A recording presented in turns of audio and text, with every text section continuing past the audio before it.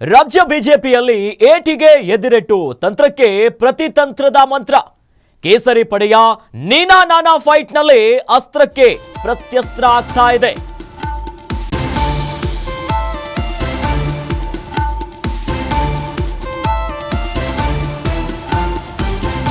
ಸಮುದಾಯ ಸಮರದಲ್ಲಿ ಗೆದ್ದು ಬೀಗಿದ ನಾಯಕನಾರು? BY ವಿಜೇಂದ್ರ ವರ್ಸಸ್ ಯತ್ನಾಳ್ ಮಧ್ಯೆ ಜಿದ್ದಾಜಿದ್ದಿ. ನಿನ್ನೆ ಬಂಡಾಯ ಲಿಂಗಾಯತ ನಾಯಕರ ಜೊತೆ ಮೀಟಿಂಗ್. BYV ವಿರೋಧಿ ಪಡೆದ ಜೊತೆ ಯತ್ನಾಳ್ ಅಂಡ್ ಟೀಮ್ ಸಭೆ.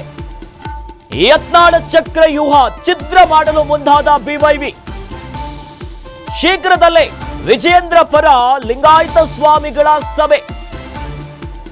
ಬೆಂಗಳೂರಿನಲ್ಲಿ ಸಭೆಯನ್ನ ನಡೆಸಿ BYV ಪರ ನಿಲ್ಲಲು ನಿರ್ಧಾರ. ಕಳೆದ ವಾರ ಸ್ವಾಮೀಜಿಗಳ ಆಶೀರ್ವಾದವನ್ನ ಕೇಳಿದ್ದ ವಿಜೇಂದ್ರ ಸಂಕಷ್ಟದ ವೇಳೆ ಆಶೀರ್ವಾದವನ್ನ ಕೇಳಿದ್ರು. ಈ ಮೂಲಕವಾಗಿ ಈಗ ಮತ್ತೊಂದು ಮಹತ್ವದ ಘಟ್ಟವನ್ನ ತಲುಪ್ತಾ ಇದೆ ರಾಜ್ಯ ಬಿಜೆಪಿಯಲ್ಲಿ.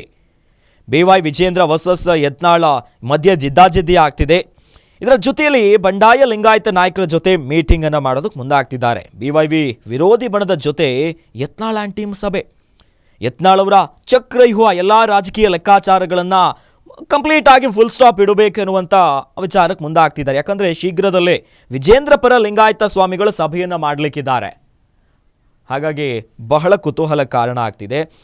ಈ ಬಗ್ಗೆ ಹೆಚ್ಚಿನ ಡೀಟೇಲ್ಸ್ನ ನೀಡೋದಕ್ಕೆ ನಮ್ಮ ಪ್ರತಿನಿಧಿ ಕವನ ದೂರವಾಣಿ ಸಂಪರ್ಕದಲ್ಲಿ ನಮ್ಮ ಜೊತೆ ಜಾಯ್ನ್ ಆಗ್ತಿದ್ದಾರೆ. ಕವನ, ಒಂದು ಕಡೆಯಲ್ಲಿ ಬಿಜೆಪಿಯಲ್ಲಿ ವಿಪಕ್ಷ ನಾಯಕ ವರ್ಸಸ್ ರಾಜ್ಯಾಧ್ಯಕ್ಷ ಅನ್ನುವಂಥ ಒಂದಿಷ್ಟು ಗೊಂದಲಗಳಾಗ್ತಿದೆ. ಇತ್ತ ಬಜೆಟ್ಗೆ ದಿನಾಂಕ ನಿಗದಿ ಆಗಿದೆ. ರಾಜ್ಯಾಧ್ಯಕ್ಷ ಬದಲಾವಣೆ ವಿಚಾರ ಸದ್ಯ ಇನ್ನೂ ಆಗ್ತಾನೇ ಇದೆ. ಇದರ ನಡುವೆ ಈಗ ಏನು ಲಿಂಗಾಯತ ನಾಯಕರ ಜೊತೆ ಮೀಟಿಂಗ್, ಅವರ ಆಶೀರ್ವಾದನ ಪಡೆದಿದ್ರು. ಈಗ ಲಿಂಗಾಯತ ನಾಯಕರು ಕೂಡ ಸಭೆಗೂ ಮುಂದಾಗ್ತಿದ್ದಾರೆ. ಈ ಬಗ್ಗೆ ಹೆಚ್ಚಿನ ಅಪ್ಡೇಟ್ಸ್ ಕೊಡ್ತಾ ಹೋಗೋದಾದ್ರೆ. ಹೌದು ಅಖಿಲೇಶ್, ಏನು ನಿನ್ನೆ ಅಷ್ಟೇ ಯತ್ನಾಳ್ ನೇತೃತ್ವದಲ್ಲಿ ಲಿಂಗಾಯತ ಮುಖಂಡರ ಸಭೆಯನ್ನ ನಡೆಸಲಾಯಿತು ಬೆಂಗಳೂರಿನ ಖಾಸಗಿ ಹೋಟೆಲ್ನಲ್ಲಿ. ಈ ಒಂದು ಸಭೆಯಲ್ಲಿ ನಿರ್ಧಾರ ಆಗಿರುವಂತದ್ದು ಯಡಿಯೂರಪ್ಪ ಹಠಾವೋ ಲಿಂಗಾಯತ ಬಚಾವೋ, ಅದೇ ರೀತಿಯಾಗಿ ವಿಜೇಂದ್ರ ಹಠಾವೋ ಬಿಜೆಪಿ ಬಚಾವೋ ಅನ್ನುವಂಥದ್ದು ಈ ಒಂದು ಸಭೆಯಲ್ಲಿ ಘೋಷವಾಕ್ಯವನ್ನ ಇಟ್ಕೊಂಡು ಜಾಗೃತಿಯನ್ನ ಮೂಡಿಸೋದಕ್ಕೆ ಇದೀಗ ಯತ್ನಾಳ್ ಅಂಡ್ ಟೀಮ್ ಪ್ಲಾನ್ ಮಾಡ್ತಾ ಇದ್ರೆ, ಸೈಲೆಂಟ್ ಆಗಿ ಅಂದ್ರೆ ಈ ನೀವು ಗಮನಿಸ್ತಾ ಹೋಗ್ಬೋದು, ಯಡಿಯೂರಪ್ಪನವರ ಮಾರ್ಗದರ್ಶನದಂತೆ ಇದೀಗ ವಿಜೇಂದ್ರ ಅವರು ಮುನ್ನಡೀತಾ ಇದ್ದಾರೆ. ವಿಜೇಂದ್ರ ಅವರು ಎಷ್ಟೇ ಅಂದ್ರೆ ವಿಜೇಂದ್ರ ಅವರ ವಿರುದ್ಧ ಯತ್ನಾಳ್ ಅಂಡ್ ಟೀಮ್ ಎಷ್ಟೇ ಮಾಧ್ಯಮಗಳಿಗೆ ಹೇಳಿಕೆಯನ್ನ ಕೊಟ್ಟರು ಕೂಡ, ಏಕವಚನದಲ್ಲಿ ಮಾತನಾಡಿದ್ರು ಕೂಡ ವಿಜೇಂದ್ರ ಅವರು ಎಲ್ಲೂ ಕೂಡ ತಾಳ್ಮೆಯನ್ನ ಕಳೆದುಕೊಳ್ಳದೆ ತಮ್ಮ ದಾರಿಯಲ್ಲಿ ತಾವು ಮುನ್ನಡೀತಾ ಇದ್ದಾರೆ ಸೈಲೆಂಟ್ ಆಗಿ. ಅದೇ ರೀತಿಯಾಗಿ ಇದೀಗ ಇವ್ರು ಯಾವಾಗ ಲಿಂಗಾಯತ ಮುಖಂಡರ ಸಭೆಯನ್ನ ನಡೆಸಿದ್ರು, ಇದೀಗ ವಿಜೇಂದ್ರ ಅವರು ಸ್ವಾಮೀಜಿಗಳ ಸಭೆಯನ್ನ ನಡೆಸೋದಕ್ಕೆ ಈಗ ಮುಂದಾಗ್ತಾ ಇದ್ದಾರೆ. ಅಂದ್ರೆ ಈ ಒಂದು ವಾರದ ಹಿಂದೆ ಅಷ್ಟೇ ತುಮಕೂರಿನಲ್ಲಿ ವಿಜೇಂದ್ರ ಅವರು ಮಾತನಾಡ್ತಾ, ಈ ಹಿಂದೆ ಯಡಿಯೂರಪ್ಪನವರಿಗೆ ಸ್ವಾಮೀಜಿಗಳು ಆಶೀರ್ವಾದ ಮಾಡದಂತೆ ನನಗೂ ಕೂಡ ಆಶೀರ್ವಾದ ಮಾಡಿ, ನಾನು ಕಷ್ಟದಲ್ಲಿದ್ದಾಗ ನನ್ನ ಕೈ ಹಿಡೀರಿ, ನನಗೆ ಆಶೀರ್ವಾದಿಸಿ ಅನ್ನುವಂತಹ ಆಶ್ವಾಸನೆಯನ್ನ ಈಗ ಇವರು ಸ್ವಾಮೀಜಿಗಳ ಬಳಿ ಕೇಳಿದ್ರು ವಿಜೇಂದ್ರ ಅವರು. ಅದೇ ರೀತಿಯಾಗಿ ಹಿಂದೆ ನಾವು ನೋಡೋದಾದ್ರೆ ಕುಮಾರಸ್ವಾಮಿ ಅವರು ಯಡಿಯೂರಪ್ಪನವರಿಗೆ ಅಧಿಕಾರವನ್ನ ಬಿಟ್ಟು ಕೊಡದಂತಹ ಸಂದರ್ಭದಲ್ಲಿ ಯಡಿಯೂರಪ್ಪನವರು ನೇರವಾಗಿ ಹೋಗಿದ್ದು ಹೋರಾಟಕ್ಕಲ್ಲ ಅಥವಾ ಮತ್ತಾರೋ ಮುಖಂಡರ ಮನೆಗಲ್ಲ, ನೇರವಾಗಿ ಹೋಗಿದ್ದು ತುಮಕೂರಿನ ಸಿದ್ಧಗಂಗಾ ಶ್ರೀಗಳ ಮಠಕ್ಕೆ. ಸೊ ಹೀಗಾಗಿ ವಿಜೇಂದ್ರ ಅವರು ಕೂಡ ಅದೇ ಪ್ಲಾನ್ ಅನ್ನ ಮಾಡ್ತಾ ಇದ್ದಾರೆ.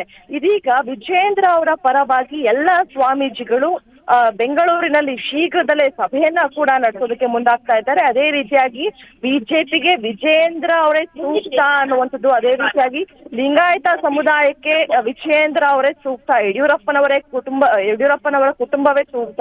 ಯಾಕಂದ್ರೆ ನಾವು ನೋಡೋದಾದ್ರೆ ಲಿಂಗಾಯತ ಸಮುದಾಯದಲ್ಲಿ ಯಡಿಯೂರಪ್ಪನವರು ಪ್ರಶ್ನಾತೀತ ನಾಯಕ, ಯಾರು ಕೂಡ ಪ್ರಶ್ನೆ ಮಾಡುವಂತೆ ಇಲ್ಲ.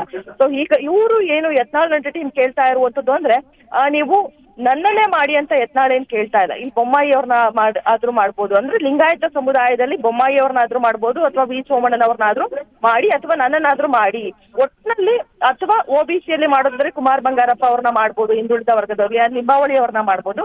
ಒಟ್ಟಿನಲ್ಲಿ ರಾಜ್ಯಾಧ್ಯಕ್ಷ ಸ್ಥಾನದಲ್ಲಿ ವಿಜೇಂದ್ರ ಅವರು ಉಳಿಯೋ ಹಾಗಿಲ್ಲ ಅಂತ. ಸೊ ಹೀಗಾಗಿ ವಿಜೇಂದ್ರ ಅವರು ಸೈಲೆಂಟ್ ಆಗಿ ಯತ್ನಾಳ್ ಟೀಮ್ಗೆ ಟಕ್ಕರ್ ಕೊಡಲು ಇದೀಗ ಹೇಳಿದ್ದಾರೆ. ಇದೇ ರೀತಿಯಾಗಿ ಇದೀಗ ಸ್ವಾಮೀಜಿಗಳು ಕೂಡ ವಿಜೇಂದ್ರ ಅವರ ಪರವಾಗಿ ಶೀಘ್ರದಲ್ಲೇ ಬೆಂಗಳೂರಿನಲ್ಲಿ ಸಭೆಯನ್ನ ನಡೆಸೋದಕ್ಕೆ ಕೂಡ ಮುಂದಾಗ್ತಾ ಇದ್ದಾರೆ. ಅಖಿಲೇಶ್, ಧನ್ಯವಾದಗಳು ಕವನ ನಿಮ್ಮೆಲ್ಲ ಮಾಹಿತಿಗೆ.